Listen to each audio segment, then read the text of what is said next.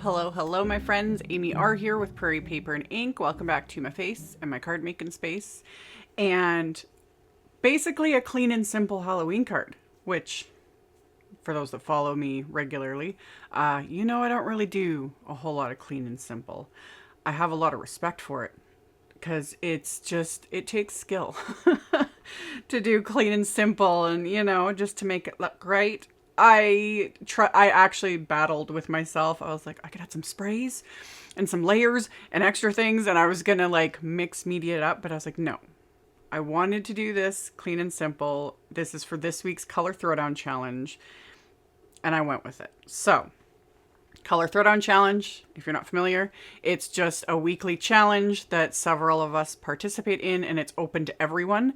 I will have a link to the challenge in my blog post, which is linked directly below the video in the description box, so you can check it out. Inspiration. There's info on the Color Throwdown blog that like explains how you can participate, because like I said, it's open to everyone. It's just for fun, and I love it. I love the prompts each week really make me think, combining colors I wouldn't normally think of, etc. So this one, I went with it and went Halloween with it and did clean and simple. The whole card front is just die cutting. I used the Stacko Pumpkins die set from Simon Says Stamp and a leaf one and this adorable Sentiment, the Too Cute to Spook.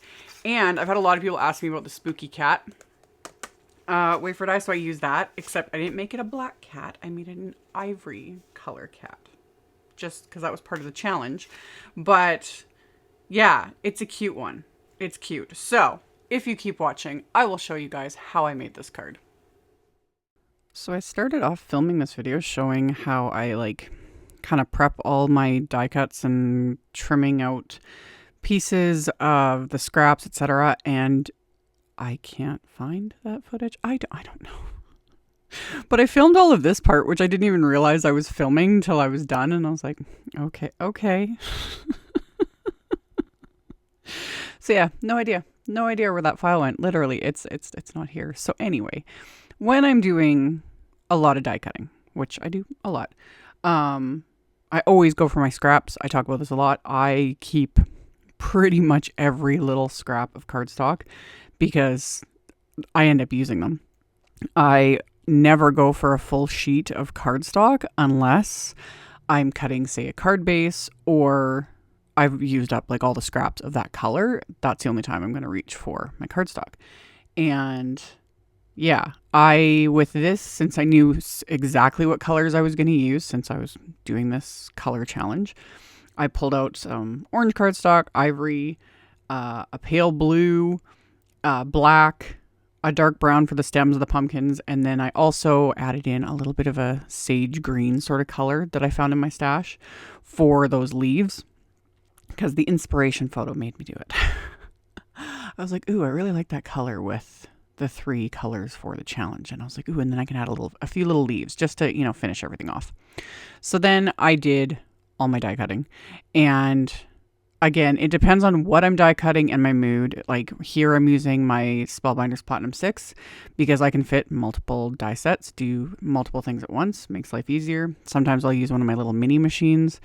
It just kind of depends. And 99% of the time, especially in videos in recent months, I don't bother showing the die cutting because 1, I forget to film, and 2, I zone out when I do this kind of stuff. Like I'll have, a show on, or I'm listening to music, just doing my thing. And even when, and then I was about to say and I'm not really paying attention to filming, but I do that anyway because, I'm a professional and I always forget to look and double check if my camera's recording. Anyway, I set aside everything in piles as well, especially when I'm doing multiples, different sets. I have my little either triangle trays, or I have just little containers, to contain especially little bits like this, like the cat. There's the little bits for, the eyes and little ears and things like that. All the inner pieces for these pumpkins. I keep all that together, especially those tiny little pieces. They have to go in a tray or a little container. In older videos too, I've shown I have these little, they're called the pinch bowls, and you get them from kitchen supply places because they're meant for spices, etc. I have a bunch of those that I keep in my studio, and I'll use those too. That's just to keep all those little bits corralled, because otherwise I will lose them. I also keep the trays kind of further away from my elbows, because I will knock it over with my elbows and all those little pieces will end up in the carpet and they'll get mixed up with all the actual scraps. I need to vacuum in here. Anyway, that's how I explain my process. And then once I'm done die cutting, it's time to assemble, which with all of these dies, like today's card, like I said, is not only is it clean and simple, but the assembling is really easy too. You could even simplify this more, like with these little pumpkin dudes. I did a video, it was one of my live streams, and I just adhered pieces of cardstock behind these pumpkins rather than inlaying it like this. I did cardstock, and I think I had even put like glow paste on it too, just to make it like extra fancy. But yeah, you could just take a scrap of cardstock and adhere it behind here. That would look great too. You could do black or lighter colors, add some glow in the dark paste, whatever. But for these ones, I decided to inlay it. And the easiest way to do that was just how I showed. I just put washi tape on the back just to cover up all the openings. And then I still added a bit of glue. I'm using my craft tacky glue. And I have this bottle. This is a Gina K precision bottle that I've filled with craft tacky glue. So I can, add little tiny detail bits here and there. So that's how I did the pumpkins. For the cat, it was even easier because it comes with this... It die cuts this little extra piece for the head, which at first I wasn't even thinking until I started assembling. And I was like, oh, that's what it's for. Because I was literally starting to apply the washi tape to the back of it. And I was like, oh, great. How am I going to do the ears? I'm going to have to trim this. And I was like, overthinking it and getting frustrated. And I was like, wait a minute. There's a piece here already done for me. Love it. So you just adhere that solid piece. And same thing. You could die cut that from like black cardstock and then only have to do the little ear parts. But I like the look of it being inlaid. So just adhere that to the back and then add the little bits of glue. And you guys saw me die cut. I die cut like little scraps of pink cardstock, the little scraps of black to get the little ears and the little face. And I love that the hat is completely separate, because sometimes the die set, it fits together, and you can't really not use it, if that makes sense. But this, it's separate. So I was like, oh, I can use this cat for other things. When it's not Halloween, it can just be just a part of whatever little die cut scene, etc., that I want to make. And then when it's Halloween time, we can bring out this hat, I just thought that was really cute. So the cats I die cut twice. I did 2 of them because I was like, if I'm doing it, I'm going to put one on the inside. And I did the same thing with the pumpkins. I die cut an extra one. And then the little too cute to spook wafer die. I only die cut the word. There is an outline as well, but I didn't need that. So I just die cut the word from the light blue cardstock. This is also where that fine tip bottle for the glue comes in very handy because it's a very, detailed die cut. And all of this, I am adhering to a panel of just white cardstock that I had trimmed down to be slightly smaller than my card base. So this cardstock's 4 inches by 5 1/4, kind of my go-to size. And that also helps give an idea like how big that die cut sentiment is, everything. And trust me, I was like, oh, I could do like a spray background. I had things pulled out. I was going to start doing mixed media, having fun with it. But I was like, I can do that maybe on the next card. I was just kind of determined. I was like, I think I can do this. I don't do clean and simple very often, but I do enjoy it. I really do. For me, especially as a content creator and the style that I normally do, I usually am like, I have to throw everything at it in the kitchen sink and show you guys like 15 different techniques, et cetera, et cetera, et cetera. Sometimes that's great. And I do love it.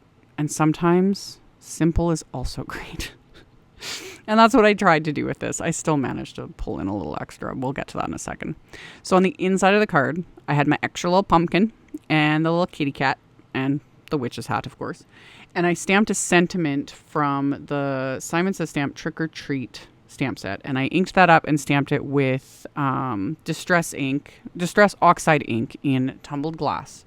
So I stamped that little Halloween sentiment, Happy Halloween sentiment. And then adhered those little elements, stuck them on the inside there. This could also be its own little clean and simple card front. But you guys know, I gotta have stuff on the inside of my cards. I'm not done until there's something on the inside. it has become an ingrained habit after 20 years of making cards. So after I finish the inside, for the card front, I put Simon's Big Mama foam tape on the back of it, so it's got just a little bit of dimension, not a ton, because that's another thing I generally will do if I'm going more clean and simple, is I like to add a bit of dimension here and there. It helps give that extra little something. So pop that into place, and then of course I was going to add a little bit of bling, because I was like, well, I didn't do any like smushy, blendy, yada, yada, yada, and then I was like, I'm not going to add splatter. Even though splatter honestly would kind of look cute on this. Kind of wish I had done splatter. Anyway, to each their own. I just added a little bit of bling. This is some Trinity Stamps sea glass, little like rhinestones. So I stuck those in place. And then the final bit of embellishment is I pulled out my white gel pen just to add just little lines, little dots here and there on these die cut pieces. It just gives, again, that little extra something. You know, so it's like you can still go clean and simple and just keep it fairly basic, but then do little things like this. Another thing you can do, and you would do this before adding the white gel pen, is add, you know, some shimmer with an aqua shimmer pen. That works too. Yeah. And then the next step would be, before assembling it all, adding tons of splatter and, you know, 15 layers of ink and all the things. But I'm happy with how this turned out, and it's so cute. And I just, the soft colors too, that really got me. I was like, I like this. Normally don't go for the really soft, especially for Halloween stuff, but I had fun. So I hope you guys enjoyed. As always, like I mentioned in the intro, I'll have a link below the video to my blog post that will have a link to the Color Throwdown Challenge. I'll have a supply list. I'll link to all the supplies below, so you can check those out if you're interested. Thank you all so very much for watching, thumbs upping, commenting, subscribe if you haven't, and I'll see you all very soon in the next one. Bye.